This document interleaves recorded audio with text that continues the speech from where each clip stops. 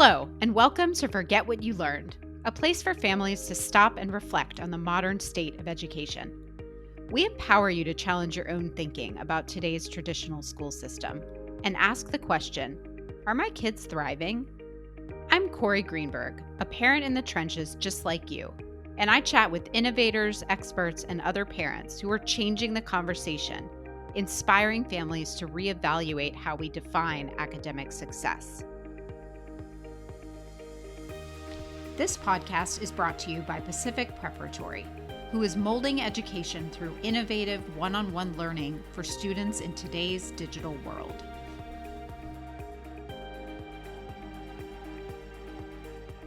In today's episode, we're talking about a challenge so many families are facing: what to do when bright, capable kids seem to check out, unmotivated, disengaged, and just not interested. My guest is Dr. Ellen Bratton, a leading psychologist and author of Bright Kids Who Couldn't Care Less. In her book, she explores why smart kids lose motivation, how pressures from school and society play a role, and what parents can do to help their kids reconnect with curiosity, purpose, and joy. We'll talk about screens, stress, pleasure, practice, and why motivation isn't just about effort. It's about finding what truly matters to each child.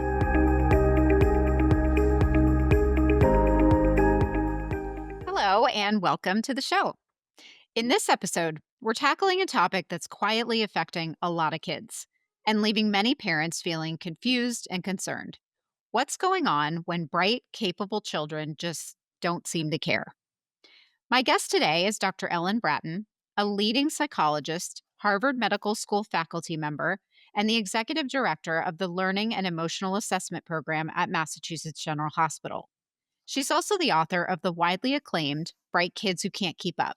And her latest book, Bright Kids Who Couldn't Care Less, dives deep into the growing issue of low motivation in kids who appear to have all the potential in the world, yet struggle to engage, persist, or find purpose in what they're doing. In the book, Dr. Bratton breaks motivation down into three key components: initiation, persistence, and intensity, and introduces her three-circle model of aptitude, pleasure, and practice to help families better understand what really drives kids. She also explores how societal pressures, overscheduling, post-pandemic burnout, and even well-meaning parenting approaches can unintentionally sap a child's motivation. Today, we'll explore all of this: how to tell the difference between a lack of motivation and something deeper, why joy and pleasure matter more than we think, and how to help kids rediscover their spark without pushing them over the edge. Let's get into it. Welcome to the show, Ellen. Thank you so much for having me.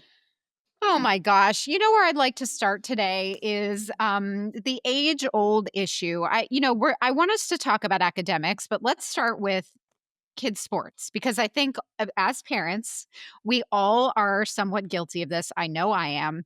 Of, your little 6-year-old, let's say, loves to draw. And you're like, oh my gosh, I have a budding artist. Or soccer, they love to kick the soccer ball. Let's sign them up for soccer. And very quickly, it turns into select teams and traveling all over the place and giving up your weekends and, kind of thinking that your child is going to go D1 in soccer, and that may never happen.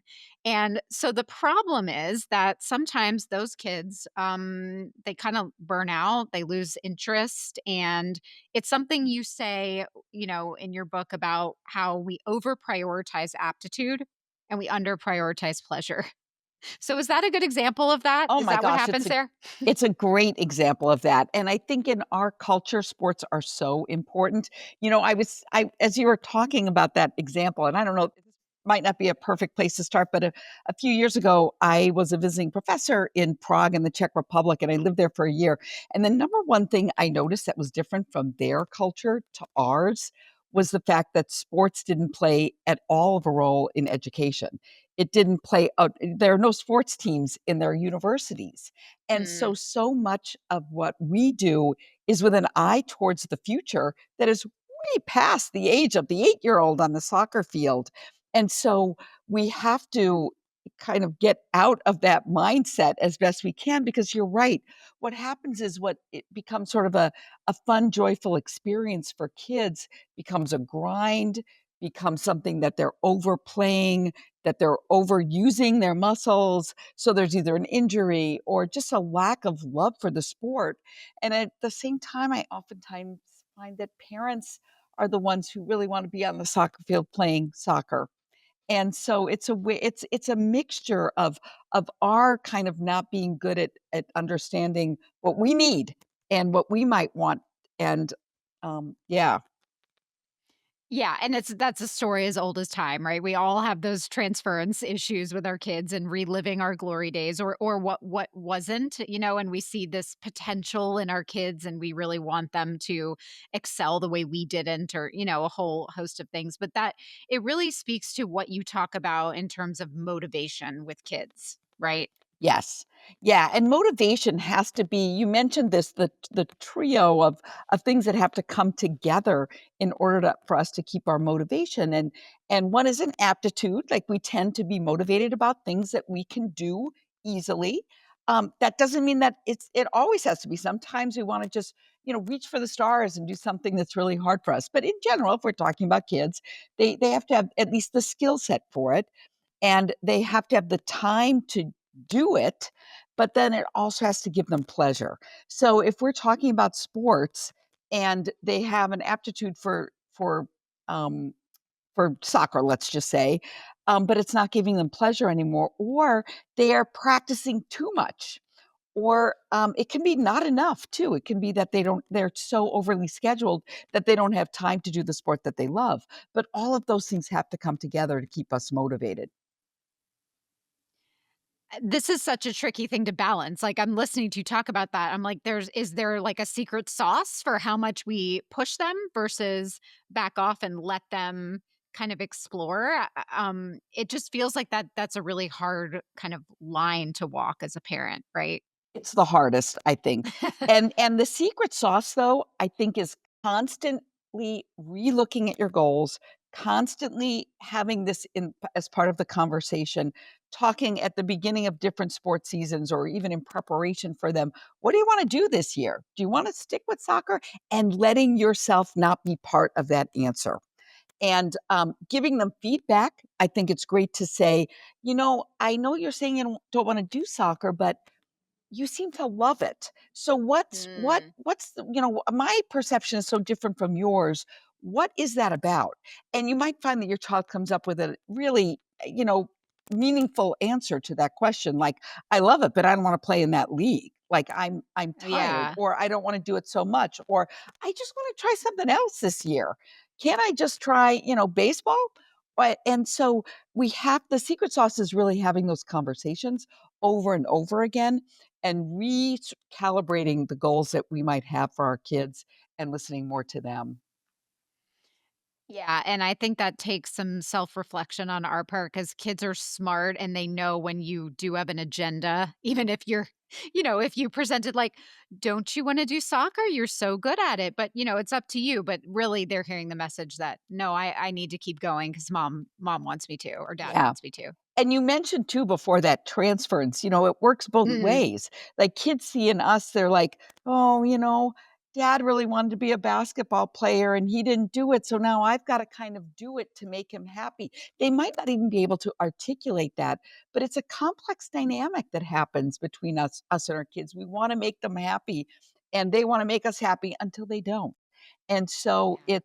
it just is, and one of the ways they say, I don't wanna do this, I don't wanna be that, I don't wanna play that role, is to become unmotivated, to just sort of give up, and that's sort of their way of telling us something, and we don't often have the ability to hear it because we don't really hear it as that, we hear it as, "He doesn't care anymore, and why doesn't he care? I gave him so much time," and that whole, discussion that happens in our heads about that. Yeah, so, like, the idea that behavior is a message and that behavior is a red flag to us to kind of, like you said, slow down and check in with the kid about, like, what's really affecting their motivation, right? Yeah. Yeah. Yeah. Um what about the kid, and I do wanna move to academics, but I get Yeah. stuck in these sports things, is that what about the kid where they express an interest in something and you say, "Okay, great, like, I'll sign you up for that," and then very quickly, like, they haven't even really had a chance to explore it or get good at it or practice it, all of a sudden they're like, "Nah, I don't like that." What as a parent, what role should we be playing to kind of either help kids see something through so that they do develop some aptitude and determine if they might like it better, or to say like, "No, you tried it, you didn't like it. We can sort of quit." So I think you should have a contract with your child when you do something like that. First of all, you've paid money for it. Like this is, Yeah. this doesn't come for free. And so you need to have a very real discussion like, let's try this for 8 weeks. You're going to give it 8 weeks worth of time, and then we'll reassess. And to let them know that it really is important sometimes to stick with something you don't really want to do. Life and jobs are filled with having to do stuff that it's like, I just have to get through this pile of paper, whatever it is. And it's a good skill to learn. And you can be honest with them about that. This is Yeah. just, we committed to this, but you don't have to do it forever. And then we'll figure out something else to do. And you never know, it might click for them. There are a couple of caveats to that though. And one is if you see your child really struggling, either they're getting bullied on the team or there's a terrible coach. And at that point too, you should just say, I'm making the decision, even if they're saying like, I don't want to go. But you can then say, I'm making the decision for you not to go because what I'm seeing is this, and this. And you don't, it's then you're not giving the message that it's okay to quit. You're giving the message that I'm the parent and I'm seeing you in a situation that I don't want you in, and we're going to figure out a Yeah. different way. And I can give an example from my own. My son was very skinny, he was small for his grade. Like he was a May birthday, and he wanted to do Pop Warner football, and Okay. he was the youngest on the team and also very skinny and so he started and he was like the kid on the team running up and down with the helmet on his head, but like the bobble in the back of the cars that you see. And Yeah. I would look at him and I was just like, this is not for him. And so within like the first 4 days, he was expressing interest, like, yeah, let's try something different this year. So there are times when you can actually see this, he's just not going to make it. And you're then making the decision as a parent because of, you're just seeing this is not a workable situation. But those Yeah. those things are rare. And actually, in a lot of those cases, you're like, we shouldn't sign him up for Pop Warner, but let's give it a try. And at that point, you can sort of say, we're trying something out and let's give it a try. It might not work if you really know that, your child is just not that kind of kid. At Yeah. least at No, that point in development. Yeah. that makes so much sense. And it also makes me think what you were saying about pushing through something that you don't necessarily want to do, that maybe builds resilience. And I'm thinking that, motivation and resilience are sort of tied together, like you're flexing that muscle of resilience. Is that right? Absolutely. Yes. Yeah. It's all part of that same sort of emotional baggage that, um, like we find motivation throughout our life. It's not like we are now a motivated person. We get demotivated in all sorts of situations. And that is always a cue. If we're, unmotivated in our job, it's a cue for us to find a different job, so it's always, this is, all of these situations that we've talked about are opportunities to teach our kids lessons that they're going to use throughout their life. Hmm. Yeah. A and what you touch on in the book though is a bit of an epidemic. I mean, I don't wanna use, like, scare tactics, but you are seeing on a sort of societal scale, these very bright kids who in school are really struggling with motivation. Do you wanna just tell us a little bit about what led you to sort of discover this and then really wanna talk about it? So I think there are a couple of things. One is that you mentioned that one of my prior books was on slower processing speed. So I see a lot of kids who have kind of slower processing speed in this very fast paced world. And so that's sort of a setup for a subgroup of kids to just, if you can't keep up, you're just going to look like you're unmotivated. So that's one reason. Another reason is that there's this pressure to achieve and to get into the right college. And even when we were talking about sports, sports is part of that package. If we didn't have college sports, kids just play sports because they want to be in a sport. There is no, you can get a scholarship, you can be on a, D1 or D3, whatever it is. So there's none of that. So that's a way of kids saying, I've had enough, I'm tired, I want to try other things. And then COVID is also, I still think, a big source of demotivation for kids. We know that kids, from my own research, looked at kids became more depressed, they became more inattentive. They're almost in every mental health indicator, their resiliency in those areas decreased. And we're still coming out of that. It takes kids a long time to sort of work through that. Teachers are still struggling. It was a hard time for a lot of people. And so we're just finding our way. So I think there's not a single answer to this, but I do think the college issue looms large. And it's just kids live in a bit of a pressure cooker where we want them to achieve at this level that most kids are saying, I just want to be a kid. I just want to enjoy my life. I want to do things that I'm pretty good at and kind of let me be. And when we do that, kids generally find their way. Yeah, so I mean, and we've talked in this podcast a lot about anxiety and the, the rise of the anxious generation and all of that is sort of checking out, or the demotivation piece. It's like the other side of the coin. Like if, kids are getting overwhelmed, one way to do it, one way to, cope with that is to become hyper focused on achievement and, I'm going to Yes. please everyone and all that. But then the other side of the coin is I'm out, just Yes. checking out. And it's really interesting you brought that up as I was sort of like working with my editor about this book, that was the one thing we were sort of talking about. Well, there's another side to this, and that's the over anxious, hyper focused kid. Now they get burned out in different ways, and they often turn to substances, or they get into college and they're like, oh my goodness, I can't make it through. Like I'm depressed or overly anxious or and not I don't mean to say all kids with that sort of personality style that happens, but we decided to not include those as part of the book, but I'm glad you brought them up because it's a different sort of um, dealing with that pressure that can make them look like they're a super motivated kid, but sometimes it's a facade in a way. Yeah. Yeah. So, oh my gosh. I mean, what do we do as parents when we have a kid? Like I said, we've talked about the anxious side, but what you talk about in your book is, just kind of checking out or being demotivated. Like, what are some of the things that we can do to sort of start to manage the issue with our own kids? Well, you mentioned academics before, and Hmm. so I think that so many times we're either talking about sports and academics, to be honest. So, Yeah. in terms of managing it, I think one of the things that heuristic that I brought up in the book about aptitude, pleasure, and Yeah. practice is to sort of first of all, you need to think realistically about your child. So, if you've got a child who's not performing well or not motivated in terms of academics, you want to find out, do they have the skills to be able to do the work they're being asked to do?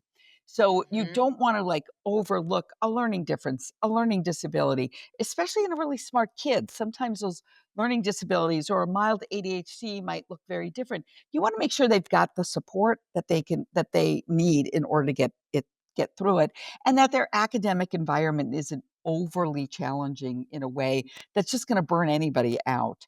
So look, who is your child? What are their skill sets? What should I be expecting of them? And if you have more than one child, you know that whatever you learned with the first is not going to be the same with the second. So really look realistically, talk to teachers, talk to other people who know your child, get a realistic view, make sure that they've got the skill set for that. And then you want to have discussions with them about what gives them pleasure or even just what gives. They're really unmotivated, they're spending tons of time on the internet or videos. You want to make sure that you've got, what is it? What's going on for you? And they might not answer that question the first time. You can't expect to have this one and only conversation about this with Yeah. kids. You've got to sort of bring this up. Well, I'm noticing this, and come back the next day or a few days later. I'm seeing you spending a lot of time doing this. You don't seem that happy.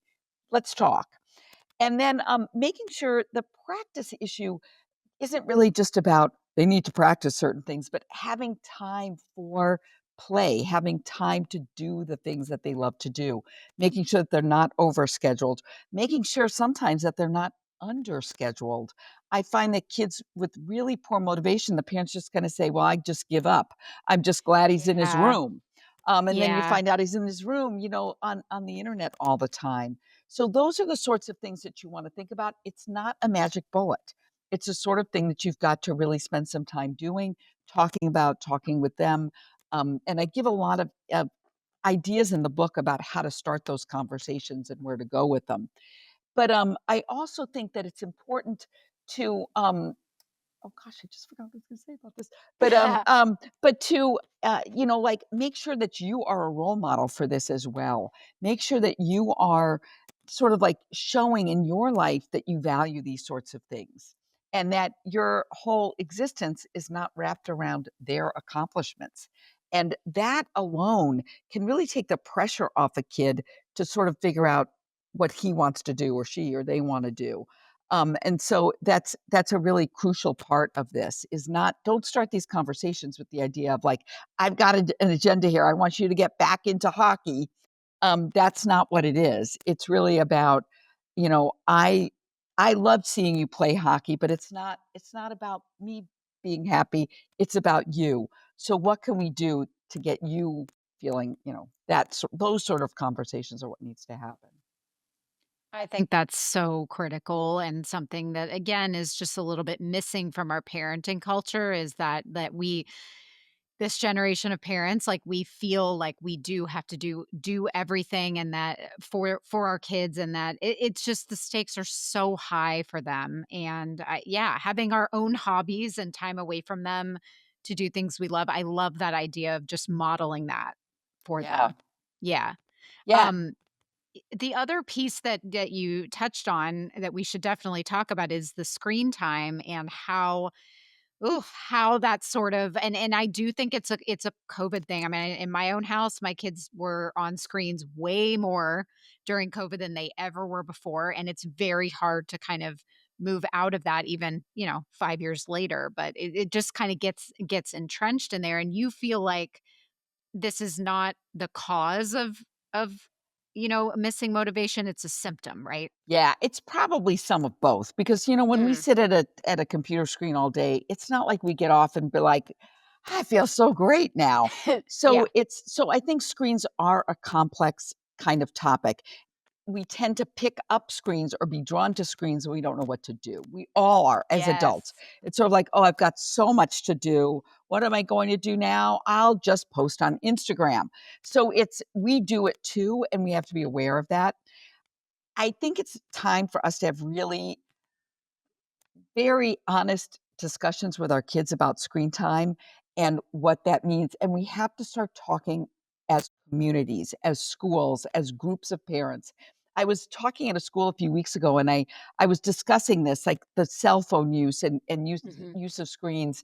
And the parents said, I don't know though.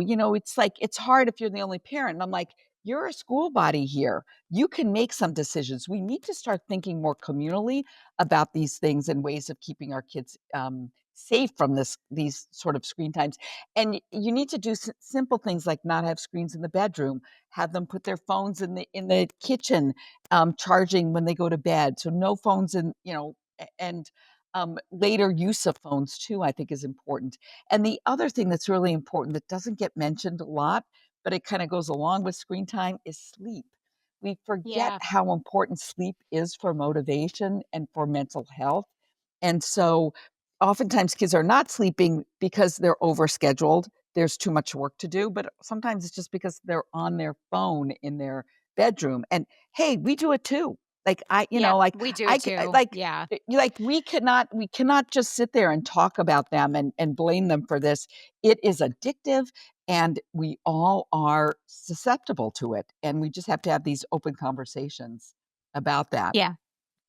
Yeah, I mean, yeah, I totally agree with that, and I mean, I think that we are definitely modeling that for our kids. Like you said, when we're bored, we just pick up our phones, and I think there's a real discomfort with being bored. In Yes. our childhoods, that Yes. everybody we were bored. I mean, All we the and we had time. to sort of deal Yeah. with it, and it really, again, it builds resilience. It creates, the need for creativity, Yeah. and it seems like that has sort of, decreased. And our attention spans, again, Ellen, it's like my kids cannot watch a movie, and I'm guilty of it too. I pick up my phone. You and I Oh, talked about this.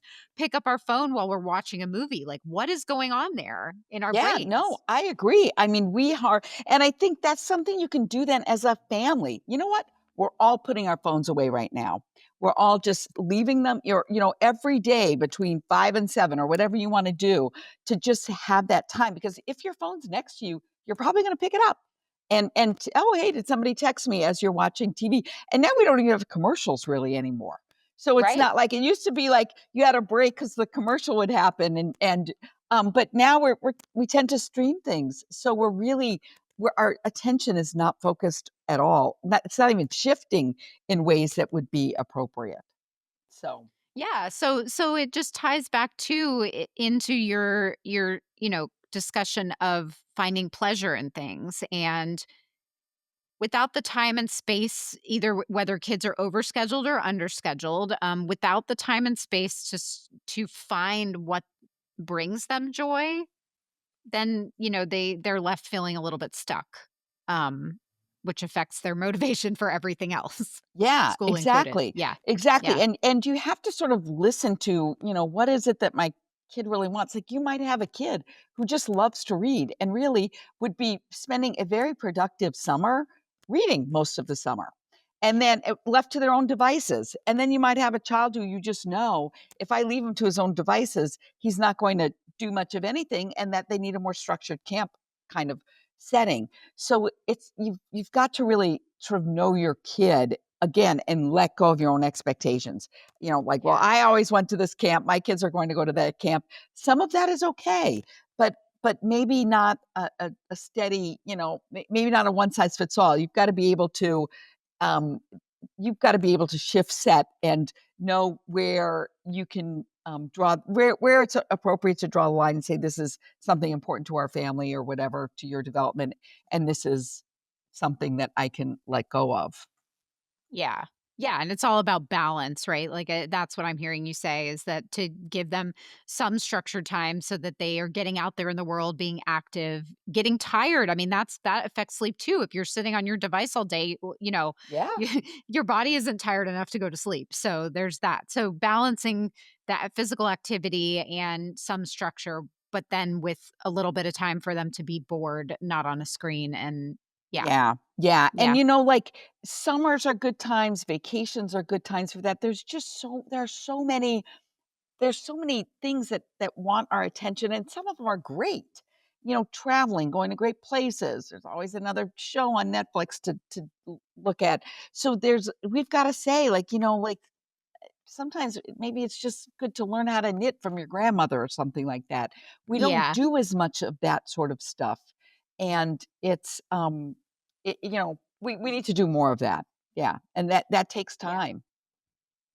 And finding pleasure in our activities then affects these kids' motivation to do the things they don't want to do, right? That's your point. Exactly. That is a Yeah, really important point. We don't need to be motivated every second of every day. In fact, we're generally not. And yeah, so even people who are in jobs like, who might say, well, I put in the time in the job, but I go home and I'm doing this, this, and this, and my weekends that's all it really takes. We just have to find those certain things in our lives that we love doing.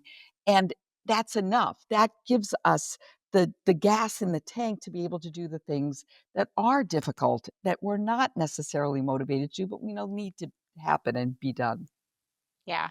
Oh my gosh, that's great. Okay. Well, this was lovely. I'm so glad that we had this conversation. It really just fits in well with all of the things that we talk about on this podcast in relating to parenting and education and just like what issues are facing our kids today. So, I would love for you to tell us what we need to forget and well, it's forget this, try that. So, what do we need to forget and what do we need to try instead? Okay, so I'm going to repeat some of the things we already said, Yeah, but I that's think it's good. worth repeating. So in terms of don't try that, I would say that throw out talking about your child and their future using your hopes and your dreams and replace it with theirs. That doesn't mean that you can't say, "I want you to grow up to be happy," or whatever that is, but definitely, just use their own words for what they tend to say they wanna do, and throw out talking about their future using your own dreams. In terms of what to keep, and it kind of relates to this, and we sort of said this already, keep your hobbies. Keep the things that give you Yeah. pleasure. We so often let go of the things that we love to do when we have children, thinking that there's no room for that. How many times have you heard a parent say, I stopped playing the piano, I stopped going to the gym, I stopped just so many things. But we need to do that because, first of all, if we're doing pleasurable things, they might want to do that too. So if knitting gave you pleasure and you stopped doing it because you just do it, do all of those things that you used to love doing. And it's an opportunity for them to see it, to model it, and sometimes even get involved in what it is you're doing. So if your child's playing soccer because you love soccer, join a soccer team yourself. And they might get more motivated seeing you play than you telling them they should be motivated. What I'm hearing you say in my personal situation is that I should play Pokemon Go with my 13-year-old who, oh my gosh, he really wants me to play and I really don't want to, but you're right. Doing some of those things together is also really sweet and It really is bonding sweet. experience. I and when I was with my son lives in Denver and he loves Frisbee golf. I don't know if you've ever know what Yeah. that is. And I Yep. went with him. He's like in his 20s. I went with him and 3 of his friends and I was the caddy. So yeah, it never goes away. Like it Yeah. just it but I think it does sort of it does sort of tell us we're interested in what they're doing Yeah. and also they can see us they get delight in seeing us be happy too, and we forget that. Yep. They really like seeing us happy in our own pleasures, not only getting happiness from watching them accomplish things too. Yep. I love it. I love that message, Ellen. Okay. So, lastly, to close out the show, where can people find you? And if you have anything coming up for your readers and listeners, you're welcome to share that with our audience too. So, they can find me at ellenbraatenphd.com. There information about my books and different things I've written. I don't have a book coming out yet, but I'm sort of developing a book about anxiety and when parents should be worried. So if anybody has thoughts about that topic, feel free to share them on you can my email address to the info at ellenbratton.com is out there. So that's kind of what I'm thinking about next is, you know, should I be worried kind of answers to that kind of question for parents. I love that. I think parents really need to know that. I mean, they're asking themselves that question quite a bit. So I think would appreciate your voice on the issue. Yeah. So thank you so much for coming on the show, Ellen. It's been just my pleasure. And I think our audiences as well.